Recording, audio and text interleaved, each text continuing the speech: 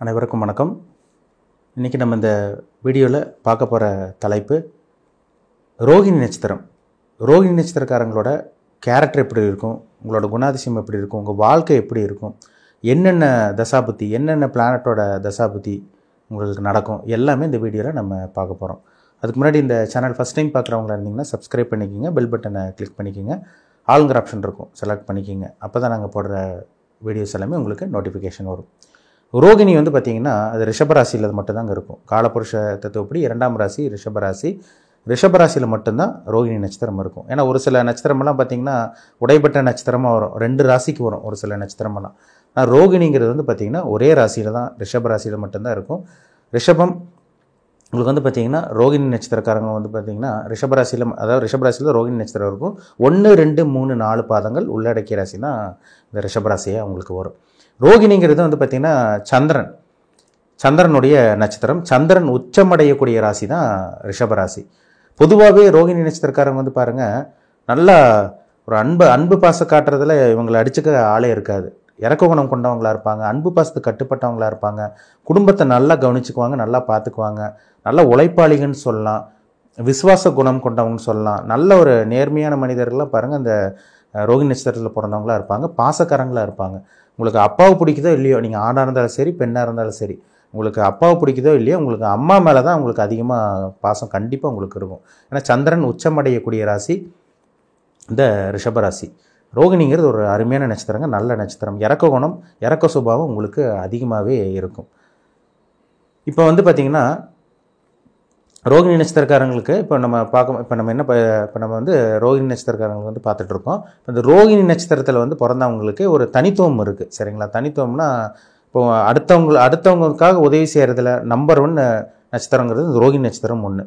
அதாவது ஒரு சில பேரெல்லாம் பார்த்திங்கன்னா சுயநலமாக இருப்பாங்க, பொறாமைப்படுவாங்க, போட்டி பொறாமை இவங்களுக்கெல்லாம் அதிகமாக இருக்கும், தேவையில்லாத விஷயங்கள்லாம் போய் மாட்டிக்குவாங்க. ஆனால் ரோகிணி நட்சத்திரக்காரங்க அவ்வளோ சீக்கிரம் போய் மாட்ட மாட்டாங்க. இவங்க பாசத்துக்கு தான் அடிமையாகவங்க தவிர அடுத்தவங்கள ஏமாத்துறது, இந்த பழிவாங்கிற குணம் இதெல்லாம் கண்டிப்பாக உங்களுக்கு நிச்சயமாக உங்களுக்கு இருக்கவே இருக்காதுன்னு சொல்லலாம். ரோகிணி நட்சத்திரத்தில் நீங்கள் பிறக்கும் போதே வந்து பார்த்திங்கன்னா உங்களுக்கு சந்திரதசை தான். பிறக்கும் போதே சந்திரதசை நடந்துடும். சந்திரன் நல்லா இருந்து ஜாதகத்தில் பாருங்கள், சந்திரன் கெடாமல் நல்ல ஒரு அமைப்பில் இருந்துட்டாருன்னா பிறக்கும் போது உங்கள் அம்மாவுக்கு நல்ல ஒரு வளர்ச்சி இருக்கும். பிறந்ததுலேருந்து பாருங்கள், ஒன்றா அப்பா டெவலப் ஆவாங்க, அம்மா டெவலப் ஆவாங்க. அது அந்த நட்சத்திர பாதம் என்ன நட்சத்திரத்தில் பிறந்திருக்கீங்க, அந்த நட்சத்திரத்துக்கு உண்டான தசாபுத்தி வந்துச்சுன்னா கண்டிப்பாக அந்த பிறக்கும் போதே வந்து பார்த்திங்கன்னா ஒரு சில பேருக்கெல்லாம் நல்ல ஒரு முன்னேற்றம் கொடுக்கும். ஒரு சில பேருக்கெல்லாம் பாருங்கள் ரோகிணி நட்சத்திரக்காரங்க பிறக்கும் போதே வந்து பார்த்திங்கன்னா இந்த குழந்தை பிறந்ததுலேருந்தே அவங்க அப்பா அம்மா டெவலப் ஆக ஆரம்பிச்சிருவாங்க, அவங்க அப்பாவுக்கு நல்ல ஒரு வளர்ச்சி ஏற்பட்டுரும். இதே சந்திரன் கெட்டு போய் ஜாதகத்தில் சந்திரன் கெட்டு போச்சுன்னா ஹெல்த் இஷ்யூஸ் வரும். பிறந்த குழந்தை, அந்த ரோகிணி நட்சத்திரத்தில் பிறந்த குழந்தைக்கு பிறக்கும் போதே ஹெல்த் பிரச்சனை, கஷ்டப்பட்டு பிறந்தாங்கன்னு சொல்கிறாங்க பார்த்தீங்களா, பிறந்ததுலேருந்து கஷ்டப்பட்டாங்கன்னு சொல்கிறாங்க பார்த்தீங்களா, இது அந்த அமைப்பு வந்துடுங்க. சந்திரன் கெட்டு போனவங்களுக்கு உடல் ஆரோக்கியம் கெட்டு போகும், மனசு கெட்டு போகும், இதெல்லாமே சரியான தூக்கம் வராது, இதெல்லாமே அந்த டைமில் தான் நடக்கும். இதே சந்திரன் நல்லா வலுவாக இருந்து சுபகிரகத்தோட தொடர்பில் இருந்து லக்னத்துக்கு நல்ல ஆதிபத்தியம் பெற்றுருந்துச்சுன்னா கண்டிப்பாக அந்த சந்திர திசை அந்த குழந்தை வளர நல்ல ஒரு முன்னேற்றத்தை கொடுக்கும், அவங்க அம்மாவுக்கும் நல்ல ஒரு வளர்ச்சியை கொடுக்குங்கிறதுல சந்தேகமே கிடையாது. சந்திரன் தான் மனோகாரகன், உடல்காரகன். அப்போ சந்திரன்கிறது ரொம்ப முக்கியம். அது ரோகிணி நட்சத்திரக்காரங்க ரொம்ப சென்டிமெண்ட்டான ஆளாக இருப்பாங்க, சரிங்களா? ரொம்ப இறக்க சுபாவம் கொண்டவங்களாக தான் இருப்பாங்க இந்த நட்சத்திரக்காரங்க. இப்போ இந்த ரோகிணி நட்சத்திரத்துக்கு வந்து பார்த்திங்கன்னா உங்களுக்கு 2வது வரக்கூடிய தசை செவ்வாய் தசை 7 வருஷம் நடக்கும். செவ்வாய் தசை வந்து பார்த்திங்கன்னா 7 வருஷம் நடக்கக்கூடிய இந்த செவ்வாய் தசை ஒரு முக்கியமான தசை. சந்திரன் கிட்டத்தட்ட நீங்கள் 1ஆம் பாதத்தில் பிறந்தீங்கன்னா கிட்டத்தட்ட 10 வருஷமே பக்கமே வந்துடும். நடுப்பாதத்தில் பிறந்தீங்கன்னா கிட்டத்தட்ட உங்களுக்கு ஒரு 5 வருஷம் பக்கம் சந்திர தசை நடக்கும். அதாவது 3ஆம் பாதமெல்லாம் பிறந்தீங்கன்னா உங்களுக்கு ஒரு 5 வருஷம் வந்துடும். செவ்வாய் தசை வந்து பார்த்திங்கன்னா 7 வருஷம் செவ்வாய் தசை நடக்கும். அந்த சின்ன வயசில் இந்த விளையாட்டுத்துறை மேலே ஆர்வம் வர்றது, அந்த ஸ்போர்ட்ஸ் ஆக்டிவிட்டீஸில் அந்த குழந்தை பிறந்ததுக்கப்புறம் இந்த விளையாட்டுத்துறையில் ஆர்வம் வருது பார்த்திங்களா, நல்ல ரன்னிங் ரேஸில் ஈடுபடுறது, அந்த ஸ்கூலில் அந்த காம்படிஷன் வந்தாலே வந்து பார்த்திங்கன்னா இவங்க நம்பர் 1 இருப்பாங்க. அந்த செவ்வாய் தசை அந்த நட்சத்திரக்காரங்களுக்கு அந்த செவ்வாய் தசை வரனால தான்.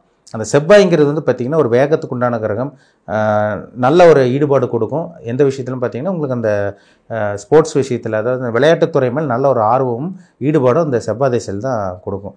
செவ்வாய் நல்லா இருக்கிறவங்களுக்கு, நல்ல செவ்வாய் ஆட்சி பெற்றிருந்து உச்சபலம் பெற்றிருக்கவங்களும் வந்து பார்த்திங்கன்னா அந்த விளையாட்டுத்துறையில் சாதிக்கிறவங்களாக இருப்பாங்க. அந்த ஸ்கூல் லைஃப்லேயே நல்ல ஒரு வளர்ச்சி அவங்களுக்கு கிடைக்கிறத பார்க்க முடியுது. செவ்வாய் கெட்டு போனவங்களுக்கு சின்ன வயசில் அடிக்கடி கை கால் அடிபடுறது, ஸ்கூலுக்கு போயிட்டு இருக்கவங்களாம் பாருங்கள், அடிக்கடி சின்ன வயசில் கை கால் அடிபடுறது, ஆக்சிடென்ட் ஆகிறதெல்லாம் ஒரு சில பேத்துக்கு நடக்கும். இது இந்த செவ்வாய் திசையில் தான். செவ்வாய் கெட்டு போச்சுன்னா சகோதர பாசம் இருக்காது, சகோதர ஒற்றுமை இருக்காது, அண்ணன் தம்பி அடிச்சுக்குவாங்க, அக்கா தங்கச்சி அடிச்சுக்கிறதெல்லாம் பார்த்திங்கன்னா இந்த செவ்வாய் கெட்டு போகிறதுனால தான். செவ்வாய் நல்லா இருக்கணும், அது ரொம்ப முக்கியம். அடுத்து ராகு திசை. இந்த ராகு திசை தாங்க இந்த ரோகிணி நட்சத்திரக்காரங்களுக்கு முக்கியமான திசை. சந்திர திசை கிட்டத்தட்ட உங்களுக்கு 10 வருஷம்னா, உங்களுக்கு 1ஆம் பாதத்தில் பிறந்தீங்கன்னா 10 வருஷம் வந்துடும். 4ஆம் பாதம் 3ஆம் பாதம் 4ஆம் பாதம்லாம் உங்களுக்கு 3ஆம் பாதம்னா உங்களுக்கு 5 வருஷம் பக்கம் வந்துடும். செவ்வாய் வந்து 7 வருஷம் நடக்கும். சரிங்களா? இப்போ உங்களுக்கு இந்த நடக்கக்கூடிய ராகு திசை ரொம்ப ரொம்ப ரொம்ப ஒரு முக்கியமான திசை. எப்படி இருந்தாலும் வந்து பார்த்தீங்கன்னா உங்களுக்கு 10 வயசுக்கு மேலே தான் இந்த ராகு திசை. 15 வயசுக்கு மேலே ஒரு சில பேத்துக்கு வரும், ஒரு சில பேருக்கு 10 வயசுக்கு மேலே ராகு திசை ஸ்டார்ட் ஆயிரும். அந்த ராகு திசை தான் உங்கள் வாழ்க்கை புரட்டி போடுற திசையாக இருக்கும். 18 வருஷம் ராகு திசை. 18 வருஷம் உங்களுக்கு ராகு திசை நடக்கும். அந்த ராகு நல்ல இடத்துல இருந்துட்டாருன்னா நீங்கள் தப்பிச்சிட்டிங்கன்னு அர்த்தம். கெட்ட இடத்துல மாட்டிக்கிட்டே இருந்தாருன்னா நீங்கள் மாட்டிக்கிட்டீங்கன்னு அர்த்தம். படிப்பு மேலே ஆர்வம் வராது, தேவையில்லாத பழக்க வழக்கங்கள், தேவையில்லாத கெட்ட வழக்கங்கள்லாம் இந்த 15 வயசுக்கு மேலே இந்த ராகு திசையில் கொடுத்துரும், கண்டிப்பாக கொடுக்கும். கிட்டத்தட்ட வந்து பார்த்திங்கன்னா 15லேருந்து கிட்டத்தட்ட உங்களுக்கு 30 வயசுக்கு மேலே 33 ஒரு சில பேருக்குலாம் 33 34 வரைக்குமே நடக்கும். அதுக்கப்புறம் வந்து பார்த்திங்கன்னா அவங்க வாழ்க்கை தலைகீழ மாறிடும். என்னென்னா கெட்ட பழக்கங்கள்லாம் பழகி அந்த கிட்டத்தட்ட அந்த 30-35 வயசு வரைக்குமே அனைத்து கெட்ட பழக்கங்கள், உலகத்தில் இருக்க அத்தனை கெட்ட பழக்கங்கள், அத்தனை அனுபவங்கள் கிடச்சி அந்த 35 வயசுக்கு மேலே தான் ஒரு சில பேர் நல்லவங்களாக மாறுறாங்க.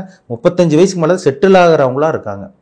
ஏன்னா அந்த ராகுங்கிறது நல்ல இடத்துல இருந்தாருன்னா சின்ன வயசுலேயே வந்து பார்த்திங்கன்னா பிறந்தூர் விட்டு வெளிநாடு தள்ள வைக்க பார்க்கும். ராகு நல்ல இடத்துல இருந்தால் சின்ன வயசுல சம்பாதிக்க வச்சுருவங்கள, 20 வயசுக்கு மேலே நல்ல ஒரு வாழ்க்கையை அமைஞ்சிருவங்களுக்கு. வெளிநாடு போகிறது சின்ன வயசில் பாருங்கள், ஒரு சில பேர் படிக்கிறதுக்காக இல்லை படித்து முடிச்சோன்னே 20 வயசுக்கு மேலே அப்ராடு போயிடுவாங்க. இது எல்லாமே இந்த ராகு திசையில் தான் நடக்கும். ஏன்னா 18 வருஷம் இளம் வயது வரக்கூடிய ராகு திசை வந்து பார்த்திங்கன்னா ஒன்றா நல்லா இருந்தால் ஆளை தூக்கி விட்டுரும், அடுத்த லெவல் கொண்டு போயிடும். ராகு கெட்டு போயிட்டாருன்னா இந்த குட்டி சுக்கரன் கொட்டி கவுக்குன்னு சொல்கிறாங்க பார்த்தீங்களா, அதே மாதிரி தான் அந்த ராகு திசை சின்ன வயசில் வாழ்க்கையை வீண் பண்ணி விட்டுரும். தேவையில்லாத கெட்ட பழக்க வழக்கங்கள் எல்லாமே இந்த ராகு திசையில் தான் அங்கே வரும். அத்தனை அனுபவங்களும் அந்த வயசில் தான் கிடைக்கும். அப்போ அந்த 35 வயசுக்கு மேலே வரக்கூடிய அந்த குரு திசை தான் ஒரு சில பேத்துக்கு நல்லா இருக்குது. குரு திசையில் தான் வாழ்க்கை மாறுது ரோகிணி நட்சத்திரக்காரங்களுக்கு. ஒரு சில பேர்லாம் பாருங்கள் 34-35 வயசுக்கு மேலே தான் நல்லா சம்பாதிக்க ஆரம்பிக்கிறாங்க. நல்ல வீடு வாங்குறது, செட்டில் ஆகிறது, நல்ல காரு பங்களான்னு வாங்குறது, நல்ல வாகனம், சொகுசான ஒரு வாழ்க்கை அனுபவிக்கிறதெல்லாம் பாருங்கள் அந்த 30-35 வயசுக்கு மேலே தான் அவங்களுக்கு இந்த வாழ்க்கையை அமையுது. என்ன காரணம்னா குரு திசை வந்துடும். குரு திசை சம்பாதிக்க வச்சிடும் 16 வருஷம். அந்த குரு திசை தான் ஒரு மனுஷனை வந்து பார்த்திங்கன்னா ஒரு முக்கியமான ஒரு டர்னிங் பாயிண்ட்னு சொல்லலாம். இது ஆணாக இருந்தாலும் சரி, பெண்ணாக இருந்தாலும் சரி.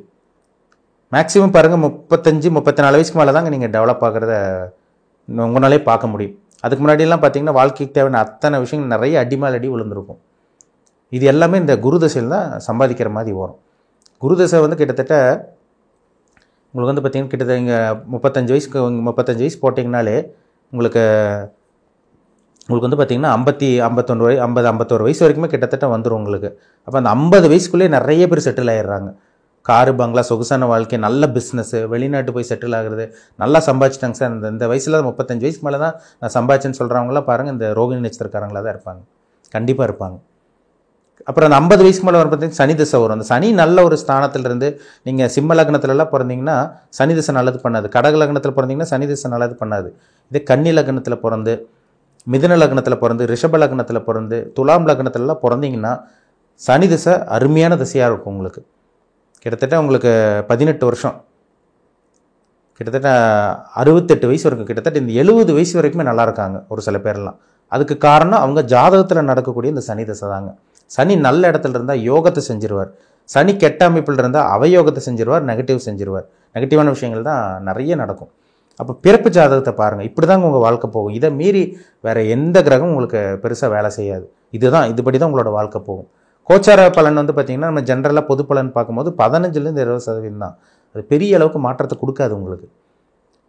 சனி பயிற்சி, குரு பயிற்சி, ராகு கேது பயிற்சியில் இருக்குது பார்த்தீங்களா, அது வந்து பார்த்திங்கன்னா உங்கள் வாழ்க்கை கண்டிப்பாக மாற்றாது.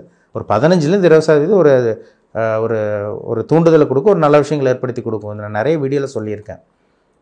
உங்கள் பிறப்பு ஜாதகம், ஜனன ஜாதகம் நான் சொன்ன மாதிரி இந்த தசாபுத்தி தான் போகும், இந்த கிரகங்களோட தசாபுத்தி தான் போகும். அது உங்கள் வயசுக்கு தகுந்த மாதிரி தான். நீங்கள் என்ன வயசு, நீங்கள் என்ன நட்சத்திர பாதத்தில் பிறந்திருக்கீங்க, ரோகிணி 1, 2, 3, 4ஆம் பாதமா, இல்லை நடு பாதத்தில் பிறந்திருக்கீங்களா, 3ஆம் பாதமா, இல்லை கடைசி 4ஆம் பாதமா, இல்லை 2ஆம் பாதத்தில் பிறந்திருக்கீங்களா, அதுக்கு தகுந்த மாதிரி தான் உங்கள் வயசுக்கு தகுந்த மாதிரி தான் உங்கள் வாழ்க்கை கண்டிப்பாக போகும். சரிங்களா? அப்போ உங்கள் தனிப்பட்ட ஜாதகத்தை பாருங்கள். அதுதான் ரொம்ப ரொம்ப முக்கியம். ஒரு தனி மனிதனுடைய ஜாதகம் தான் மனுஷனையே முழுமையாக ஆட்டி படுக்குங்கிறதுல சந்தேகமே கிடையாது. மீண்டும் அடுத்த பதிவில் சந்திக்கும் வரை உங்களிடமிருந்து விடைபெறுவது உங்கள் ஜோதிடர் தமிழரசன். இந்த சேனல் பிடிச்சிருந்தா உங்கள் நண்பருக்கு உறவினருக்கு ஷேர் பண்ணுங்கள், லைக் பண்ணுங்கள், சப்ஸ்கிரைப் பண்ணுங்கள், பெல் பட்டனை கிளிக் பண்ணிக்கோங்க, ஆளுங்கிற ஆப்ஷன் இருக்கும், அதையும் செலக்ட் பண்ணிக்கோங்க. அப்போ தான் நாங்கள் போடுற பதிவுகள் எல்லாமே உங்களை வந்து சேரும். நன்றி, வணக்கம்.